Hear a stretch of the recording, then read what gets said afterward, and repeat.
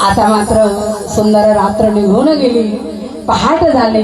परत भगवान श्रीरामचंद्र प्रभू आणि लक्ष्मण प्रभू यांचा काय म्हटलं स्नानाधिक कर्मे आटोपले आणि आता त्यांनी सांगितलं की आम्ही बागेत जाऊन तुमच्या पूजेकरता फुलं आणू का?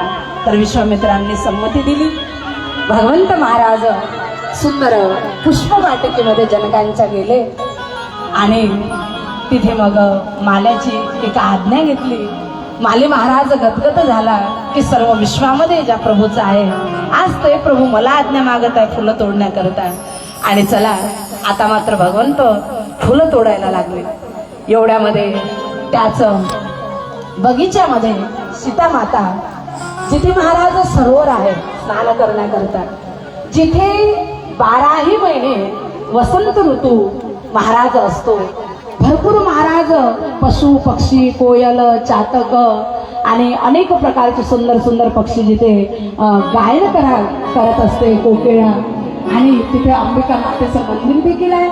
आणि म्हणून अशा पुष्पवाटिकेमध्ये सीता माता देखील आलेले आहे. इकडे महाराज भगवंत आता फुलं तोडायला लागले. पहाटेची वेळ आहे. काही सूर्याच्या किरणाने फुलं उदयाला आले तर काही भगवंताच्या दर्शनाने महाराज फुलं आपोआपच उगवायला लागले. एकदम सुगंधित वातावरण झालं, अत्यंत प्रसन्न वातावरण. आणि एवढ्यामध्ये आई मात्र आता सरोवराकडे निघणार. एवढ्यात महाराज बगीच्यामध्ये एक मैत्रीण सीतामातेची बगीचा पाहण्याकरता निघाली. आणि एवढ्यामध्ये श्रीरामचंद्र प्रभू त्यांचं रूप महाराज अद्भुत आहे. त्यांना पाहिलं आणि एकदम सीतामातेकडे धावत गेली. आईचा हात धरला आणि म्हणायला लागली ती मैत्रीण, म्हणे ऐक म्हणे सीता, काल जे आपल्या इथे श्रीराम आणि लक्ष्मण प्रभू आले ते मात्र या वाटिकेमध्ये आहे. म्हणजे कसे आहे का ते ऐका महाराज. ही मैत्रीण जी आहे ती गुरुच्या भूमिकेमध्ये आहे. गुरु प्रवचन देत नाही, गुरु भाषण देत नाही, डायरेक्ट महाराज अनुभूती करून देते. म्हणून सीता मातेला सांगितलं की तुम्हाला जर दर्शन करायचं असेल आणि अनुभूती घ्यायची असेल तर चला म्हणे माझ्यासोबत. आईला घेऊन महाराज ती निघाली तिकडे.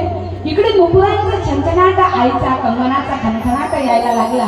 लक्ष्मण प्रभूने जाणलं की आई येत आहे. लगेच महाराज बगीच्यात एका ठिकाणी नेलं आणि भगवंताला सजवायला लागले.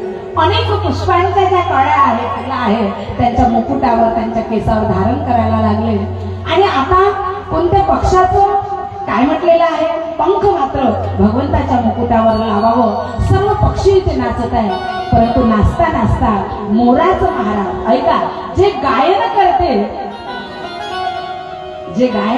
ती भक्ती. परंतु महाराज गायन करता करता ज्यावेळेला नाचला जाते त्या गायनामध्ये ती तर महाराज असामान्य कोटीची भक्ती. मोर नाचायला लागला आणि महाराज पंख पडलं आणि ते पंख उचलून मोर पंख उचलून भगवंताच्या मुकुटामध्ये धारण केलं. आणि लगेच महाराज त्या लता मंडपामधून भगवंताला काढलं. तिकडनं सीतामाता आली आणि दृष्टादृष्ट झाली महाराज. श्रीरामचंद्र प्रभूने सीतामातेकडे पाहिलं. सीतामातेने अद्भुत रूपवान श्रीरामचंद्र प्रभूकडे पाहिलं आणि जसंही भगवंताला पाहिलं एकदम डोळे लावून घेतले. कारण आता भगवंताला पाहिलं तर आता जगतात दुसऱ्या कोणाला पाहायचं नाही. आणि भगवंताला पाहिल्यानंतर दुसरं पाहण्यासारखं कोण आहे, म्हणून डोळे मिटले. बाजूलाचं लक्ष्मण प्रभू होते. म्हणून विनंती केली की म्हणे हे आई तुम्ही डोळे बंद करू नका. तुमचा एक भक्त श्रीरामचंद्र प्रभूचा एक भक्त देखील त्यांच्या सोबत आहे. आणि भक्तीची जर दृष्टी भक्तावर पडली नाही, सीतामाता या भक्ती स्वरूप आहे, तर भक्ताचं कसं होईल. म्हणून थोडी दृष्टी माझ्यावर टाका. आणि हे चिंतन सीतामातेपर्यंत पोहोचलं. लगेच दृष्टी उघडली, लक्ष्मण प्रभूवर टाकली आणि लगेच महाराज सीतामाता तिथून अत्यंत केल्या आणि विनंती केली लेकी पूजा केली. लेके पूजा की थाली ज्योत मन की जगाली, तेरी आरती उतारो भोली माँ, तू जो दे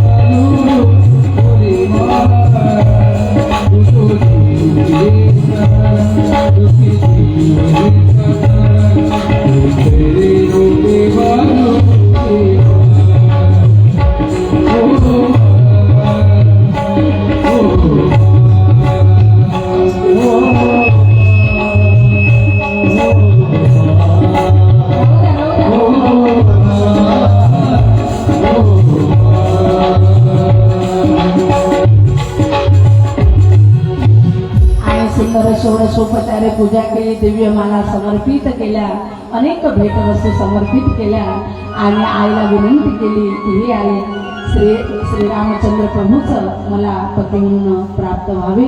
लगेच आईच्या गळ्यातील संपूर्ण प्रसंग सांगितला. धनुर्यागाचा मंगल दिवस निघालेला आहे आणि आज त्याला मंगळ वाद्य वाजवतात.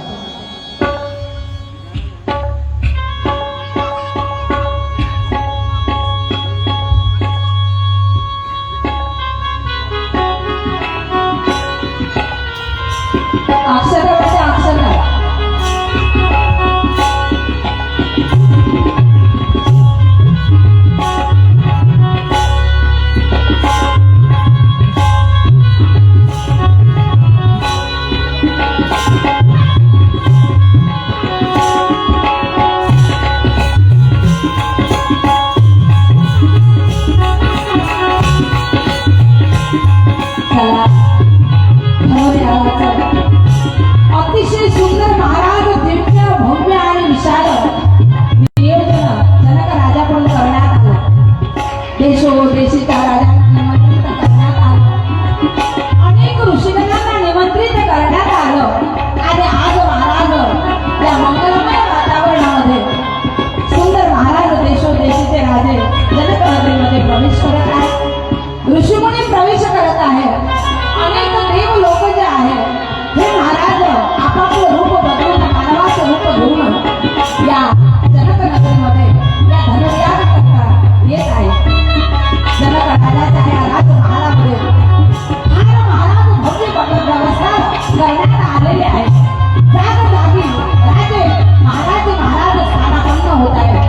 महिला ज्या आहेत त्या महिला आपापल्या जागावर वाटेवर फुलेल्या चंद्राला लावून सुशोभित होत महाराज स्थानापन्न झाल्या. ऋषीमुनी महाराज त्यांच्या या जागेवर स्थानापन्न झालेले आहेत आणि अशा वेळेला आज महाराज विश्वामित्र या राजमहालामध्ये धनुर्यागाच्या ठिकाणी प्रवेश करते जातात. दशरथ राजाने सुंदर विश्वामित्रांचं स्वागत केलं, पूजन केलं आणि यांच्याकरता एक खास व्यवस्था बसण्याकरता केलेली होती. ते अत्यंत महाराज उच्चस्थानी होते. तिच्या स्थानावरून सर्व काही दिसत होतं, सर्व जग दिसत होतं आणि सुंदर आदर करून षोडशोपचारे पूजा करून श्रीरामचंद्र प्रभू आणि लक्ष्मण प्रभू यांच्या समवेत त्या उच्चस्थानावर बसण्याचा आग्रह केला. त्यावेळेला विश्वामित्र महाराज स्थानापन्न झाले. तिकडे महाराज उच्चस्थानी सुनैना देवी आणि अनेक महाराज अशा महाराज स्थानापन्न झालेले आहेत. त्यांची सेवा करणारे जनक राजा जो आहे हा उच्च अशा मुख्य सिंहासनावर बसलेला आहे आणि अशा वेळेला सीता मातेला अतिशय सुंदर शृंगारित करून आज महाराज या धनुर्यागाच्या ठिकाणी आणण्यात येत आहे. त्यावेळेला महाराज श्रीरामचंद्र प्रभूंनी सीता मातेचं स्वरूप पाहलं. ऐका महाराज, भगवंत लक्ष्मण प्रभूचा हात धरून म्हणायला लागले की हजारो कामदेव स्वरूपाचं स्वरूप बिव पडेल. असं सुंदर या सीतेचं रूप आहे. आज महाराज भगवंत शृंगार रसाचं वर्णन करायला लागले.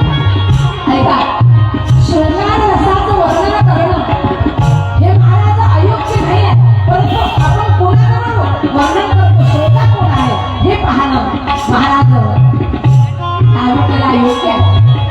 भगवान श्रीरामचंद्र प्रभू शृंगार रसाचं वर्णन करत आहे आणि वक्ता अत्यंत वैराग्यवान आहे लक्ष्मण प्रभू आणि तेही देहनगरामध्ये नाही, विदेहनगरामध्ये. आज मात्र तिच्याच स्वरूपाच्या ठिकाणी माझं मन प्रसन्न होत आहे आणि अशा सीता मातेला पाहून महाराज राजे महाराजेच नाही, प्रभूच नाही तर महाराज स्त्रिया देखील एकदम चर्चा करायला लागल्या की तेवढं अद्भुत सौंदर्य आपलं सीता मातेचं आहे. त्या देखील मोहित व्हायला लागल्या आणि सुंदर अनेक काय म्हणतात मैत्रिणी समोर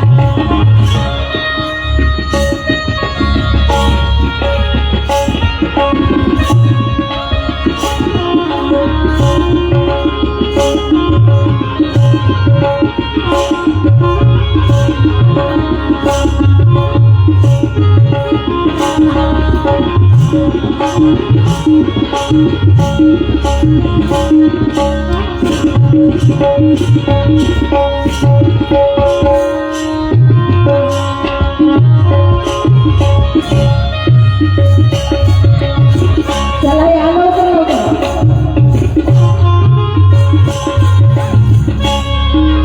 जनक राजाला आणि राजाला पाठवलं.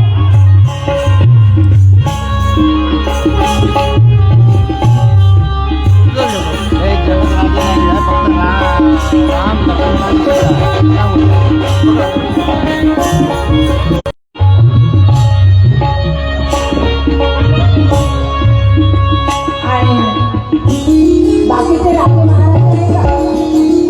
राजे महाराज बाकीचे बनवले का? ते नाही बनवले. कुठे गेले ते विकास भाऊ? बोलवा बरं इकडे.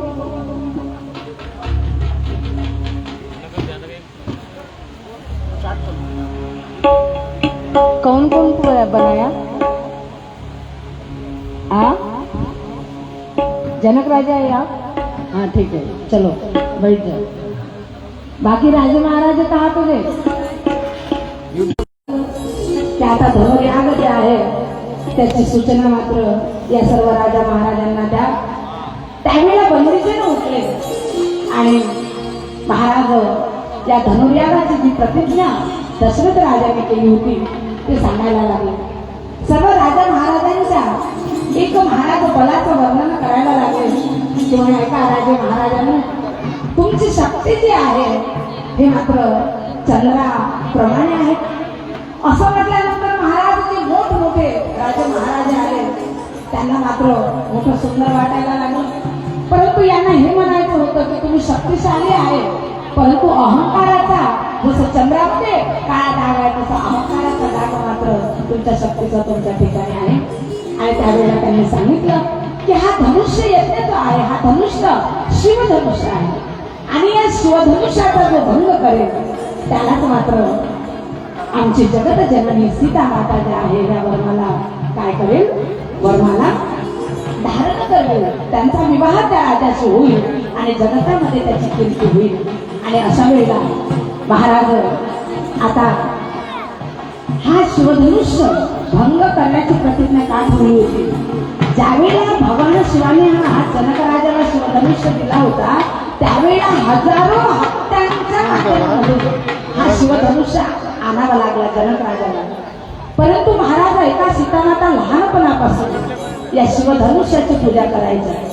तिथे आजूबाजूला महाराज स्वच्छ करायच्या. एक दिवस पाहायला लहानशा सीता मातेने की या धनुष्याच्या खाली खूप कचरा झालेला आहे म्हणून एका हाताने धनुष्य उचलला आणि दुसऱ्या हाताने खालून सारून टाकला आणि परत ठेवला. जनक राजा आले, पाहिलं आणि विचारलं सीता मातेला की या धनुष्याच्या खालचं कोणी सरवलं? म्हणे बाबा मी सारवलं.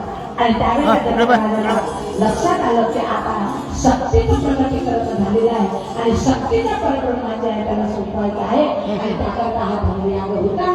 चला महाराज बंदीचे आणि ते म्हणायला लागले की आता मात्र या धनुष्याचा भंग तुम्हाला करायचा आहे.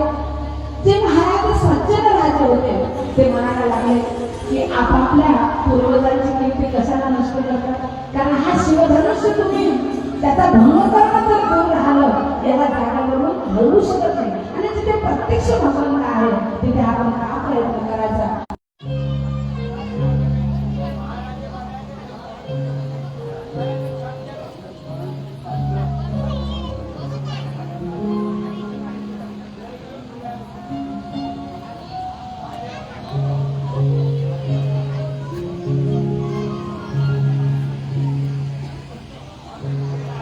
बैठो. और कौन है?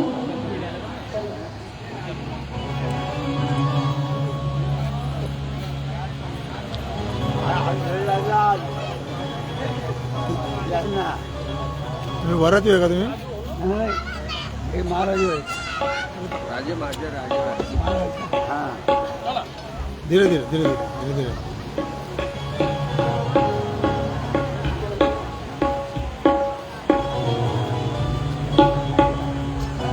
चला शिवधनुष्य थोडा समोर घ्या रामाभाऊ, शिवधनुष्याचं समोर घ्या समोर.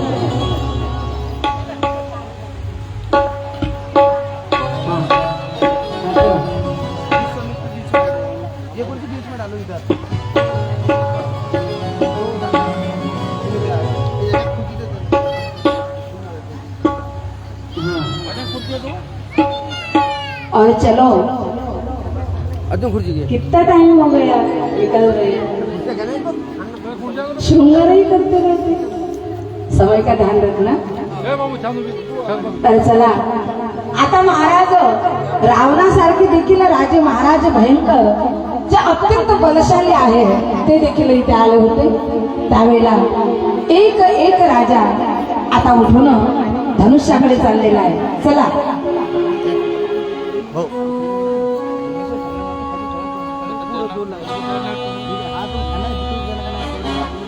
धनुष्याकडे जा, धनुष्य के पास जाओ. एक एक राजा जा रहे हैं, जाओ. और धनुष्य के पास ज्यावेळेला ते गेले त्यावेळेला मात्र त्यांना असं वाटलं की आताच थांबा ना, थांबा ठरू दे. आता कमळाच्या फुलाप्रमाणे मात्र मी तोडून टाकेल. खाली बसत होतो, बैठ जाओ, बैठ जाओ, बैठ जाओ. उधर नहीं, उधर एक धनुष्य के पास. आणि महाराज राजे महाराज एक एक चाललेले आहे आणि धनुष्याचा आता भंग करेल आपली ताकद लावली. आणि ताकद लावून ज्यावेळेला महाराज उचलायला लागले त्यावेळेला धनुष्य उचललं तर दूर महाराज जागेवरून हल्ला देखील नाही. एक एक राजा मान खाली घालून महाराज सुंदर प्रयत्न चाललेला आहे यांचा. धनुष्य महाराज जागेवरून हालत देखील नाही. भरपूर प्रयत्न केल्यानंतर खाली पडायला लागले आणि महाराज आता मान खाली घालून परत यायला लागले. सर ते शेवटी आता जो रावण अत्यंत महाराज बलशाली आहे त्याला असं वाटलं की एका मिनिटामध्ये मी धनुष्याचा भंग करेन आणि सीता मात्र मला वरमाला घालेन. रावणाने ताकद लावली.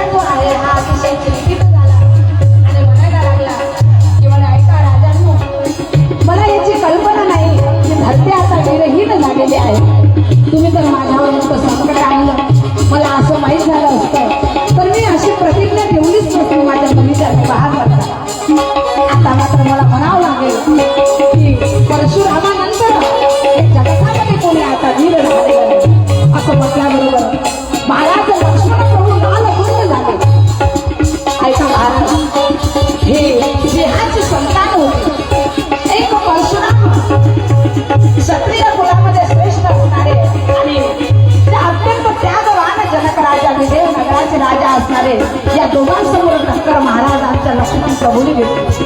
लाल बुद्ध झाले आणि श्रीरामचंद्र प्रभूला म्हणायला लागले की म्हणे प्रभू तुम्ही जर म्हणाल तर हा धनुष्य काय एका क्षणामध्ये ब्रह्मांड वर उचलून धरेल आणि मात्र काय म्हटलेलं आहे तुकडे तुकडे करून टाकेल. अशा वेळेला श्रीरामचंद्र प्रभूंनी सांगितलं की म्हणे ऐक लक्ष्मणा थोडा शांत राहा. विश्वामित्रांकडे दृष्टी महाराज काही लक्ष्मण प्रभू ज्या आदेशामध्ये आले होते ते एकदम महाराज शांत बसले. विश्वामित्रांनी सांगितलं की म्हणे हे राघवेंद्र आता मात्र तुम्ही उठा आणि या धनुष्याचा भंग करून या जनकाचा ताप नष्ट करा. त्यावेळेला श्रीरामचंद्र प्रभू उठून उभे झाले आणि लगेच महाराज सिंहासनाच्या पावलाने संत गतीने थांबा ठैरो आणि सिंहासारखा चालकाच्या गतीप्रमाणे महाराज श्रीराम चाललेले आले धनुष्याला नमस्कार केला. धनुष्याची परिक्रमा भगवंताने केली आणि आता मात्र भगवंताने विचार केला की याचं एक टोक जे आहे ते आपण पायाने दाबावं, दुसरं वर येईल त्या टोकाला त्याचा भंग करावा. परंतु भगवंत लहान होते, वय 16 वर्षाचे होते. त्यावेळेला भगवंताने एक लीला केली की महाराज पाय आपल्या चरणाने एक टोक त्या धनुष्याचं दाबलं आणि त्याच वेळेला दुसरं जे टोक आहे वर आलं. त्याच वेळेला सर्व राजे महाराजे सर्वांच्या डोळ्यासमोर धुळ दिसायला लागलं. तिथून महाराज लोक भगवंताने हात करून पकडलं आणि लगेच महाराज त्या धनुष्यानंतर परशुराम आले. त्यांनाही कळालं की साक्षात परब्रह्म आहे आणि आता मात्र सीता माता ह्या वरमाला घेऊन भगवंताकडे आले. सीता मातेला बोललो मंगलवाद्य वाजव, 2 माला टाकायच्या.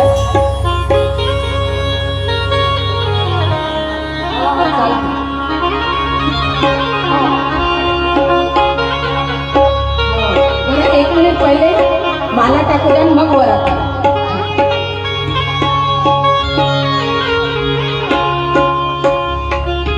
ओ लक्ष्मण भैया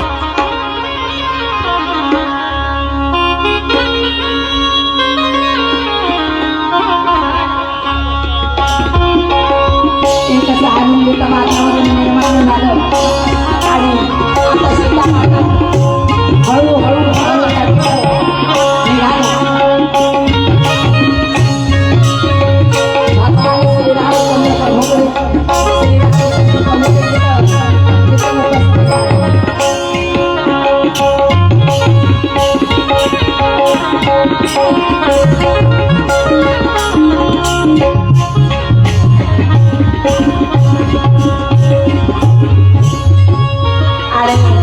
आई आल्या. थांबा आता वरमाला श्रीरामाला उभं करा. वरमाला आई घालणार तर महाराज सांगितलं. अशा वेळेला आई छोट्या होत्या. श्रीरामचंद्र प्रभूची उंची भरपूर होती. भगवंत थोडे वाकले परंतु याच्यापेक्षा जास्त वाकता येणार नाही. म्हणून लक्ष्मण प्रभूला इशारा केला. विश्वामित्राने विचारलं की म्हणे काय म्हणत आहे. म्हणे प्रभू मला आज्ञा द्या, म्हणून जावं लागलं. लक्ष्मण प्रभू लगेच आले आणि श्रीरामचंद्र प्रभूच्या चरण कमलावर नतमस्तक झाले. माझ्याकडे लक्ष द्या. चंद्र प्रभू के पैरों पर नतमस्तक हुए लक्ष्मण प्रभू आणि त्याच वेळेला भगवान थोडे वाटले. याच वेळेला सीता मातेने वरमाला घातली आणि एकच महाराज जय जयकार सीता माता आणि श्रीरामचंद्र प्रभूचा होता. श्याम रामचंद्र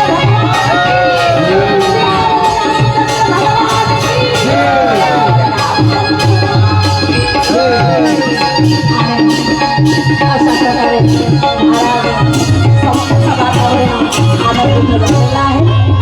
अशा वेळेला महाराज विश्वामित्रांच्या लक्षात आलं की जनकांचे जे भाऊ आहेत त्यांना 2 मुले आहे आणि जनक राजाला देखील 1 मुलगी आहे. म्हणून लगेच सांगण्यात आलं की बाकीच्याही मुलींच्या नवरीनं बनवा आणि मात्र त्यांचा विवाह जे बाकीचे आहे भरत शत्रुघ्न आणि त्यांना केला आहे लक्ष्मण प्रभूशी करायचं आहे. लगेच महाराज ठरवलं आणि आता जनक राजाने सांगितलं की हा विवाह मात्र आता अशा प्रकारे झालेला आहे. परंतु आता दशरथ राजाला निमंत्रित करावं लागेल. दशरथ राजाला निमंत्रित करण्याकरता काही सेवकांना पाठविलं आणि आता दशरथ राजा वरात घेऊन महाराज श्री रामचंद्र प्रभूला घेऊन मंडपामध्ये येत आहे. वरात घेऊया चला.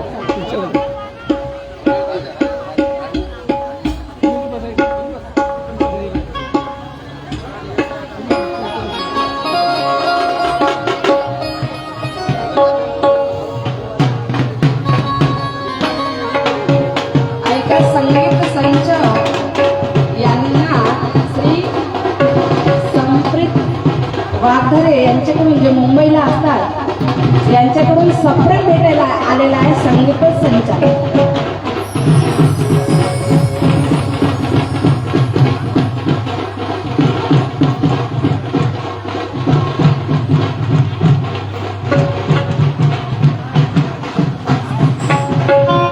लागली सीता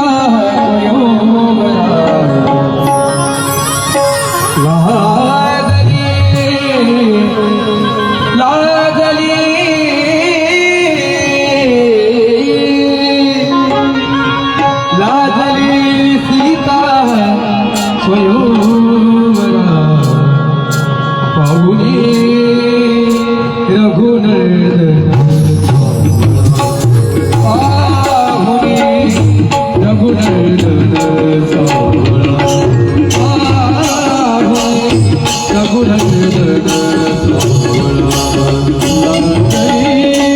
सीता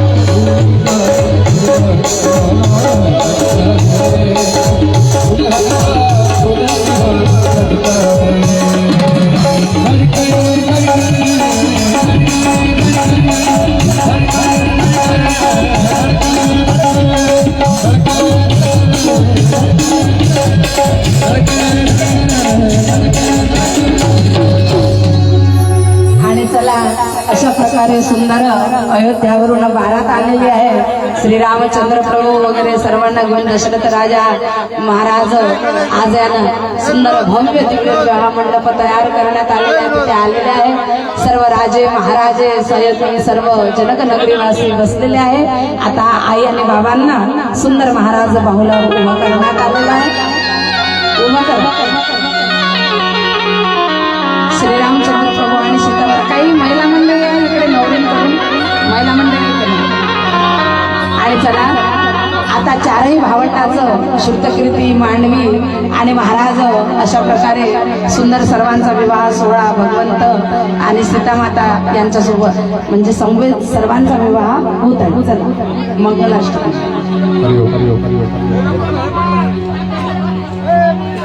तिकडे अक्षर नका देऊ तिकडनं फिरू नका. इकडे द्या माझ्या अक्षता आहे. चला मला शुभमंगल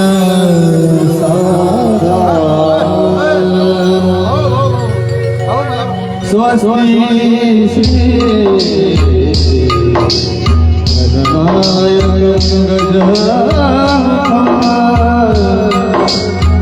मोरे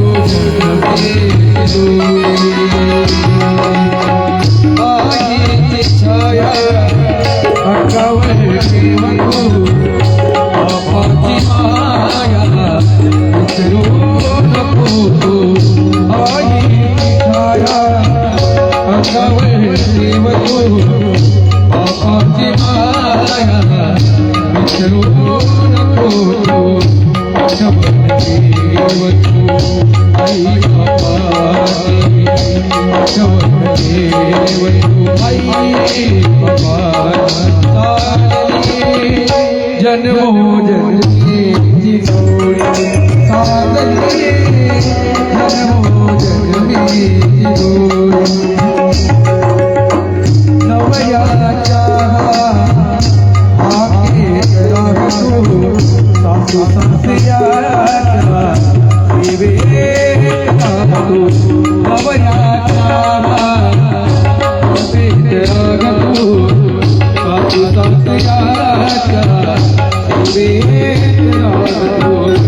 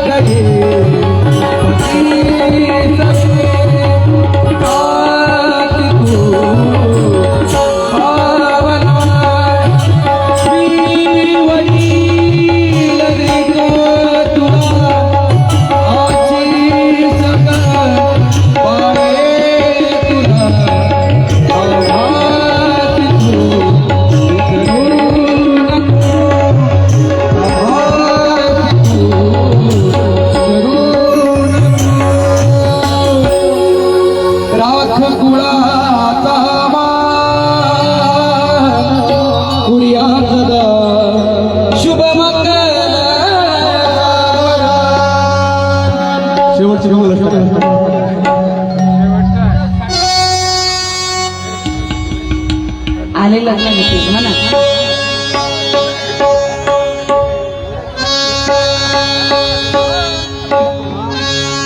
शुभमंगल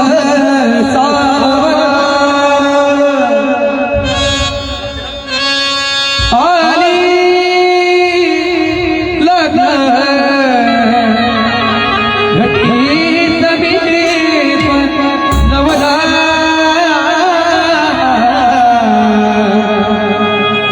घेऊनिया वागर गृहुते मधुपैया पूजन करा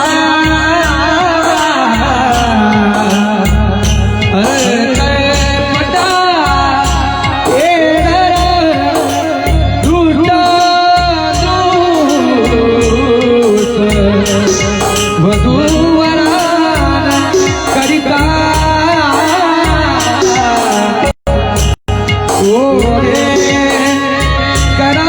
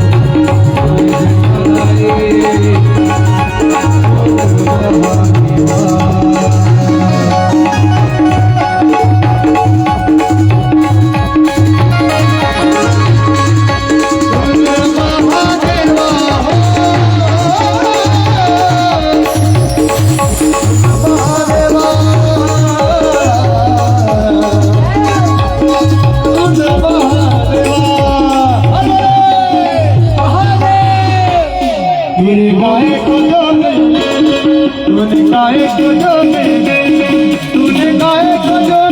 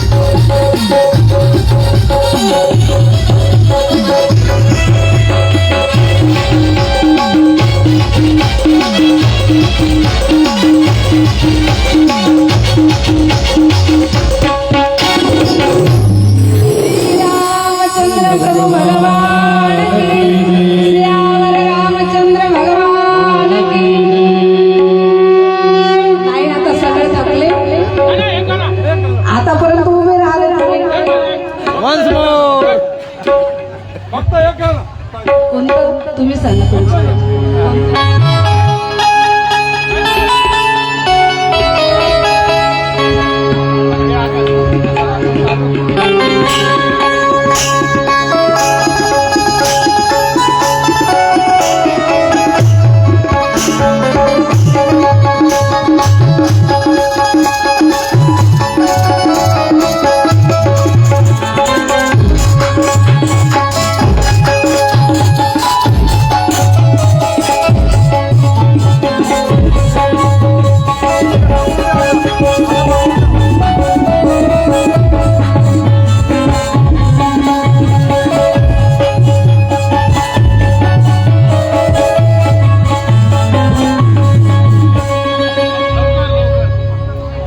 ठीक आहे.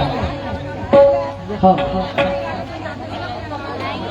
ऐका, थोडस 5 जण पहिले लग्न लावून घ्या भगवंताचं आणि लगेच आरती होईल. तोपर्यंत आरती लावा. आरती आणल्या का सर्वांनी? हा, आरतीवाल्यांनी आरती लावा. अरे थांबून येऊ नका आरती होऊ द्या. 5 जण जोड्या लावा. मी का म्हटलं 5 जण लग्न लावून घ्या. लावा आरती.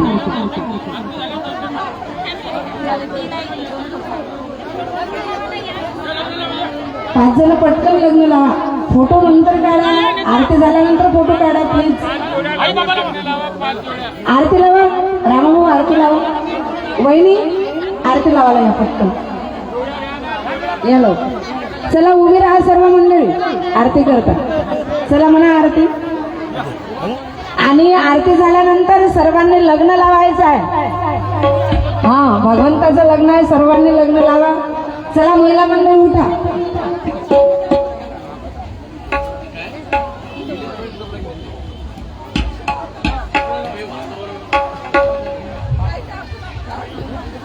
आणि ऐका, उद्याच्या कार्यक्रमाची सूचना अशी आहे की उद्यापासून आपण आणखीन सुंदर सुंदर चरित्र बघणार आहोत.